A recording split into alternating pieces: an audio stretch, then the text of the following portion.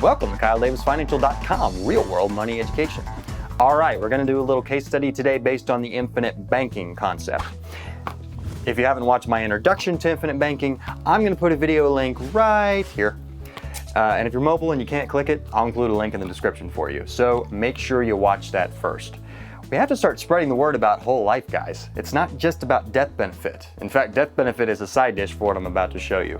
And with that in mind, let's look at a policy I put together a while back for a client for their baby son. I like to call this the Baby Smith case study. I think this is pretty cool, but then again, I'm a personal finance nerd, so yeah. These numbers came out of a real policy illustration as of the time of this video in 2015. So this is real life and it's not something that I just made up. I made this work with what's called a 10-pay whole life policy on this infant son. What that means is you pay into it for 10 years and that's it. No more premiums go into the contract, but the policy keeps going and keeps growing. Oh yeah. Life insurance can grow like an asset. Now, this policy is assuming a dividend will be paid each year, which is very common. In fact, many companies have gone 90+ years without missing a single dividend, including the company that generated this illustration, but they are not in any way guaranteed. I need you to understand that very clearly. Likely? Yes. Guaranteed? No. All right, take a closer look. We're putting $200 a month into this policy for 10 years. And I want you to see how far this $200 a month can go. You'll notice in the cash value column that it does not grow very quickly at the beginning. That's normal, but it starts to catch up after the first few years. By the time you finish the 10-year funding period, there's more cash available than the parents have paid in. Again, we are including non-guaranteed dividends here. So now the kid is 10 years old. When he's 16, what can he do?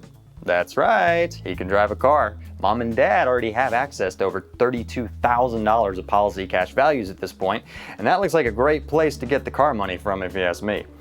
In this example, they are taking a policy loan of $24,000, which by the way is everything they've put in so far, and they're using that money to buy the car and then paying the policy back, principal and interest, over the next 5 years. Notice the policy continues to grow despite the fact that they are using the money. It's similar to how home equity works. The value of the house will grow regardless of a home equity loan out against it. Same idea here. In this example, the cash value is still growing. Now, skip ahead a few years. Our little man has grown up, he's 24, and ownership of the policy has been passed to him at this point. At 24, he takes a policy loan to buy his next car, but this time he pays it back, just like mom and dad did before. Cash value is still growing. And guess what? Gets married at 30. Buys a house at 31, getting his down payment from his life insurance policy. But here's an interesting twist. He's going to take that down payment out of his policy and never pay it back. Ever. As you can see, this will drop the cash value and the death benefit, but look what's happening. Cash value is still growing. Now he has the house, the death benefit, a private bank that he can use for the rest of his life, and for added measure, I turned this policy into a $20,000 supplemental tax-free retirement income starting at age 70.